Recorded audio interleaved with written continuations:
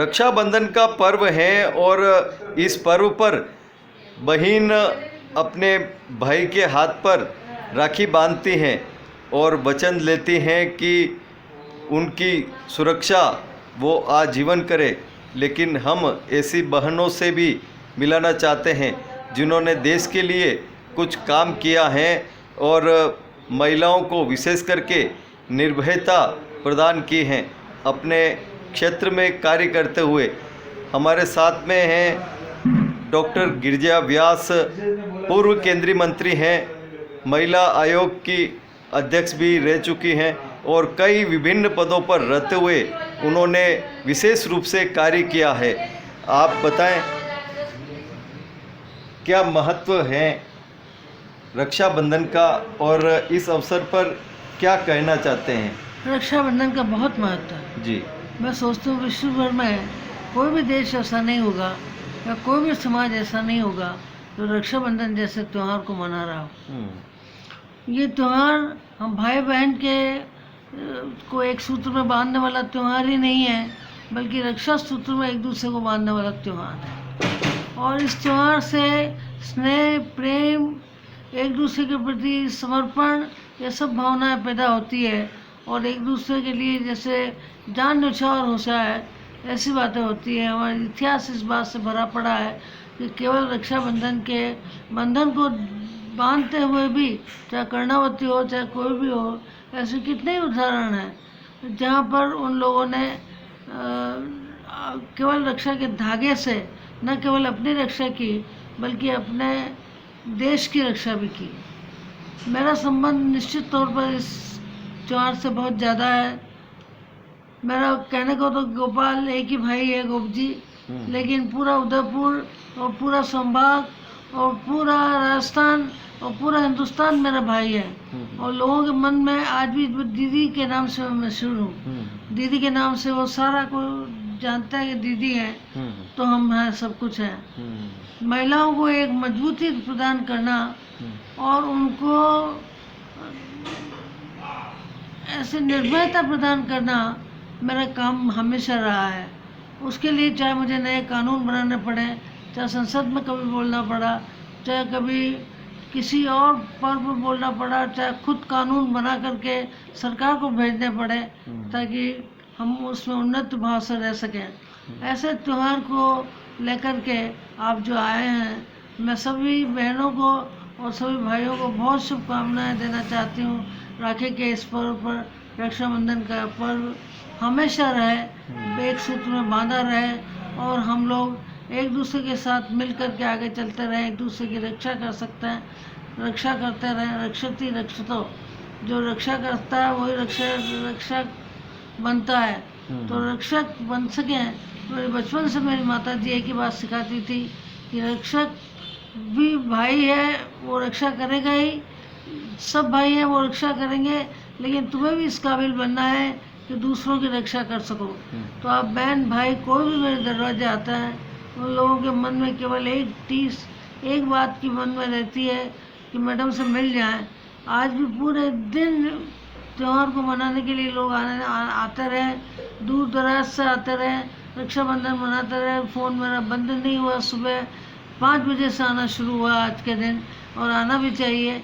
तो मैं आज के दिन यही प्रार्थना करूँगी ईश्वर से कि इस त्यौहार के दिन जो निर्भयता और जो एकता, समर्पण, जो बात रखी हुई है, इसके नींव में है, इसके डीएनए में है इस त्यौहार के, उसको बरकरार रखें और हम लोग सब एक साथ मिलकर के निर्भयता के साथ जी सकें। गिरिजा जी, जिस तरह से केंद्र में आप महिला आयोग में थे, जब आप गए थे उस समय क्या स्थिति परिस्थिति थी और आपके आने के बाद में क्या आपने बदलाव किए और अब आपको क्या महसूस होता है कि अब और ऐसा कुछ होना चाहिए? भैया एक बात है कि मैंने जीवन में एक बात देखी कि जो जहाँ पर मुझे लगा दिया वहाँ पर मैंने पूरी निष्ठा के साथ काम किया। और जैसे मैं वहीं की बन के रह गई हूँ। महिला आयोग के पहले मैं मीडिया की हेड थी और उसके पहले मैं मंत्री थी, ये सब कुछ होते हुए भी, लेकिन जब महिला आयोग मुझे मिला तो मुझे लगा कि मुझे यहाँ बहुत कुछ करने की ज़रूरत है। और महिला आयोग में मैंने बहुत से कानूनों को 52 नए कानून बनाए और उसमें से कितने ही कानून संसद में भेज करके संसद में पारित भी हो चुके हैं, अब तक पारित हो रहे हैं। इतने कानून बनाए, कोई हिस्सा नहीं छोड़ा मैंने महिलाओं से संबंधित जो बाकी रहा हो। लेकिन उसके बाद में जो प्रतिबद्धता होनी, मुझे लगता है कि ये एप्टीट्यूड का विषय है, प्रतिबद्धता का विषय है और अपना को एकाकार करने का विषय है कि वो महिला नहीं झेल रही है, उस दर्द को मैं झेल रही हूँ। ये बात तब तक नहीं आएगी जब तक नहीं हो सकती। किसी को मैं कमेंट नहीं करना चाहती, लेकिन सभी बहनों से जो भी इस पद पर आए उनसे मेरा निवेदन है कि वह अपने आप को उसी के अनुरूप ढालने की कोशिश करें। जिस तरह से राजस्थान की अगर बात की जाए, राजस्थान में भारतीय जनता पार्टी के नेता हैं, वो आरोप प्रत्यारोप भी लगाते हैं कि राजस्थान में जिस तरह की स्थिति हो रही है, महिलाओं पर अत्याचार बढ़ रहे हैं, महिलाओं के एक निर्भयता खत्म होती, सुरक्षा की अगर बात की जाए तो वो थोड़ी कमज़ोर हुई है। क्या कहना चाहेंगे, आपकी सरकार है? भारतीय जनता पार्टी तो खैर आरोप प्रत्यारोप लगाते रहते हैं। उनके राज्यों का हम लोग ब्यौरा लेने बैठे हैं तो उनके राज्यों में भी संख्या बढ़ी है। तो इसका मतलब पूरे मिलाकर के देखा जाए तो महिलाओं के जो आदर सत्कार और ख़ास करके जो निर्भयता जो पैदा करने की कोशिश करी थी हम लोगों ने, वो निर्भयता ख़त्म होती दिखती है। होगी नहीं, महिलाएं जाग चुकी हैं। और मैंने एक बात सीखी कि जो महिलाओं के मन में एक बात तो आ गई है कि तुम भी दर्द कहाँ तक देते, मैं भी जुल्म कहाँ तक सहती, तुम जो इतने बुरे नहीं हो मैं भी इतनी भली नहीं हूँ, ये बात तो आ गई। लेकिन ये बात नहीं आ पाई अभी तक भी कि मैं जागूंगी और 10 को जगाऊंगी, तब हम लोग आगे बढ़ सकेंगे। एक साथ मिलकर के चलेंगे हम लोग, तब एक साथ आगे बढ़ सकेंगे। ये बात आनी जरूरी है। 5 चीज़ें बहुत ज़रूरी होती है। कोई भी चीज़ का कड़ा कानून होना, कानून के बाद में उस कानून की अनुपालना होना उसके डिपार्टमेंट्स के, विभिन्न डिपार्टमेंट्स के द्वारा, फिर मीडिया की भूमिका, समाज की भूमिका और जो खास करके जो सामाजिक परिवेश है उसकी भूमिका, और सबसे बड़ी बात यह है कि महिलाओं की अपनी जागृति। ये 5 चीज़ें मिलकर के एक साथ चलेंगी तो हम आगे बढ़ सकेंगे। जब तक वो स्वयं भी नहीं जागेगी तब तक उसको जगाने वाला कौन होगा। लेकिन सरकारों को चाहिए कि अब तो कानून भी बहुत बन चुके हैं, जितने कड़े कानून भारत के हैं उतने कड़े कानून और कहीं के भी नहीं है महिला के संबंधित में बात कर सकते हैं। जो भी यूएनओ कानून देता वो तो हम बनाते ही हैं, लेकिन हमारी परिस्थिति और हमारी सामाजिक परिवेश के अनुसार भी हम लोगों ने कड़े कानून बनाए और कानूनों के बावजूद उसकी अनुपालना नहीं हो पाती, उसके लिए कड़ाई नहीं बरती जाती। तो ये सब चीज़ें होनी बहुत ज़रूरी है और ये सरकारों का, हर एक सरकारों का फर्ज बनता है कि उनके संबंध में करें। लेकिन सबसे बड़ी बात है जागरूकता, महिला को अपने प्रति जागरूकता होना और अपने को निर्भय बनाना, ये तो अपने आप को स्वयं भी करना पड़ेगा। जिस तरह से आज बात की जाए तो रक्षाबंधन रिश्तों का पर्व होता है और रिश्ते आजीवन निभाए जाते हैं, लेकिन राजनीति में कुछ रिश्तों में कड़वाहट भी आई है और कुछ रिश्तों में पार्टियों में आपसी नेताओं में टांग खींचे के दौर भी चले हैं। क्या कहना है? पहले के ज़माने में एक दूसरे का सहयोग करते थे, उनको ऊपर उठाने की बात करते थे, लेकिन आज ये दौर थोड़ा कमज़ोर हुआ है और आम जन का विश्वास भी नेताओं में, पार्टियों में कम होता जा रहा है। मैं यहाँ कहूँ अपनी बात को थोड़ा आगे जोड़ते हुए जी। कि सभी रिश्तों में कमी आई है। आपने राजनीति कहा है, लेकिन सभी रिश्तों में कमी आई है और उसका फ़र्क निश्चित तौर पर, क्योंकि राजनीति शीर्ष पर बैठी हुई है इसलिए राजनीति पर पड़ा है। लेकिन रिश्तों में हम लोगों ने वो दौर देखा है जबकि हम लोग पार्टी में एक दूसरे के मान लो खिलाफ बोल करके भी आए तो आकर के सेंट्रल हॉल में एक साथ चाय पीते हुए दिखाई देते हैं या काम करते हुए दिखाई देते हैं। किसी का सिर भी दुखता तो चाहे वो किसी पॉलिटिकल पार्टी का हो, वो उसकी जाकर के हालचाल पूछता, उसकी सेवा करता। ये बात अब गुम होती हुई नजर आती है। तो इसके लिए कुछ सबसे बड़ी बात यही अपने आप को बदलना होगा और अपने आप को बदलने के लिए रिश्तों के त्यौहार जो बना रखे हैं हमारे यहाँ पर, वो रिश्तों के त्योहारों को फिर से जागृत करना होगा, उनको जगाना होगा। और केवल इसके लिए मुझे एक कहानी याद आती है, जाफर साहब की छोटी सी कहानी है कि द अदर इज हेल। उस कहानी का मजमून ये है कि पृथ्वी से 3 लोग की मृत्यु हुई, एक औरत और 2 आदमी की, और उस समय उनको कहा जा रहा है कि तुम लोग नर्क में जाओगे क्योंकि तुमने कोई अच्छा काम नहीं किया। और वो लोग सोचते हैं कि नर्क की आग हमें जला देगी, लेकिन जब वो पहुंचते हैं तो एक कमरे में तीनों को बंद कर दिया जाता है। तीनों थोड़ी देर तो देखते हैं, थोड़े दिन देखते हैं, लेकिन उसके बाद में एक दूसरे को मारना शुरू कर देते हैं।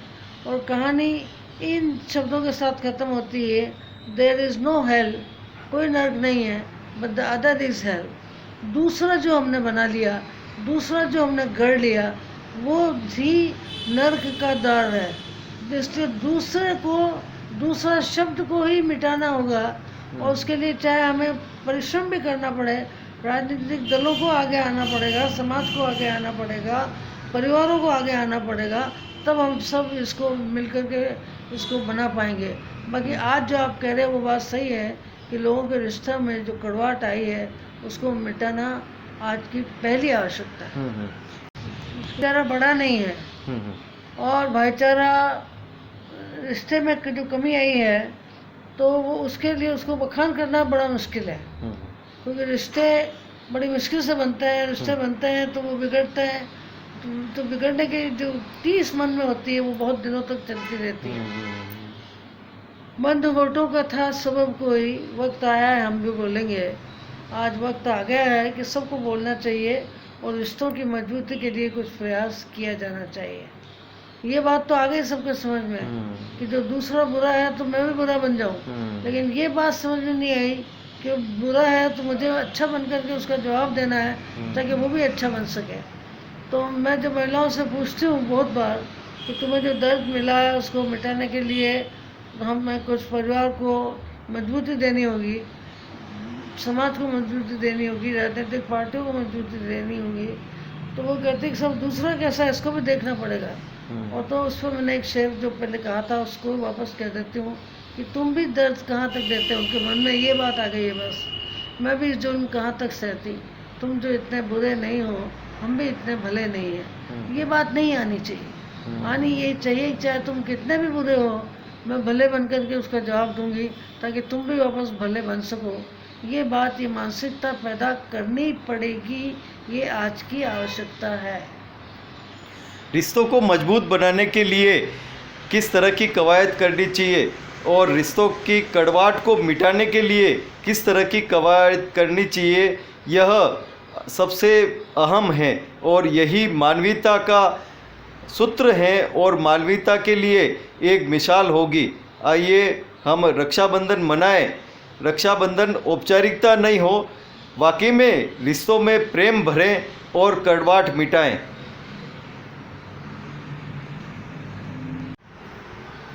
रक्षाबंधन का पर्व है और हमारे साथ में जिलों की नगरी उदयपुर के कांग्रेस पार्टी के जिलाध्यक्ष और पूर्व केंद्रीय मंत्री डॉक्टर गिरिजा व्यास जी के भाई हैं गोपाल कृष्ण जी शर्मा। बड़े प्रेम से जो आम जन हैं वो इन्हें गोप जी के नाम से जानता है और गोप जी के पास जो भी आता है या गोप जी से जो भी कोई मिलता है या गोप जी से कोई भी बात करता है तो बगैर प्रसन्न होए वो नहीं जा सकता। ऐसी कला और बखूबी के धनी हैं गोप जी। क्या आज तक का क्या राज है इस कला का, हम जानेंगे। रक्षाबंधन का पर्व है, क्या कहना है आपका, और ये जो आप खूबी हैं आप में वो कैसे आप में बरकरार रही आज तक, जी बताएं। देखिए, आपने मेरी बड़ी तारीफ़ की है जी। मेरा राजनीतिक विरासत में मिली हुई है, लेकिन मेरा सम्मिश्रण जो है आध्यात्मिक और राजनीति दोनों का मिश्रण है। इसी से मेरे जीवन में अध्यात्म मेरे पे ज़्यादा हावी रहता है। उसके वशीभूत होकर ही मैं राजनीतिक जीवन को अपने चलाता हूँ। और जो आज का जो पर्व है, रक्षाबंधन का जो पर्व है, ये हमारे हिंदुस्तानियों के लिए एक बड़े गौरव की बात है। एक भाई बहन का एक अटूट नाता जो होता है उसके ऊपर बंधा हुआ ये रिश्ता है। हमारा कल्चर, हमारी राजनीतिक, हमारी सांस्कृतिक विरासत, हमारे देश का जो संस्कार और संस्कृति है उसके ऊपर आधारित है। वर्षों से हम भाई बहन का जो रिश्ता बनाए आते रहे हैं, उसी के ऊपर ये निर्भर करता है। एक बहन अपने भाई की रक्षा के लिए एक धागा उसके कलाई पे बांधती है और उसके लिए दीर्घ जीवन की कामना करती है और उसकी सुरक्षा की बात करती है। इसके ऊपर 2 लाइनें हैं जो हमारे हिंदुस्तान का एक बहुत चिर परिचित संगीत है। हर दिन बजता है जब रक्षाबंधन का पर्व होता है कि भैया मेरे राखी के बंधन को निभाना, छोटी बहन को ना भुलाना, ना भुलाना, ना भुलाना। इसी के ऊपर हमारा ये पर्व कायम है और चिर संस्कृति आने वाली पीढ़ियों तक ये कायम रहेगा। धन्यवाद। मेरे राखी के बंधन को निभाना, भैया मेरे छोटी बहन को ना भुलाना, भुलाना भैया मेरे। बस 2 लाइन ही। वाह, बहुत ही अनूठा अंदाज है इनका और इसी अंदाज से ये अपने साथियों के साथ खूब मशगूल रहते हैं।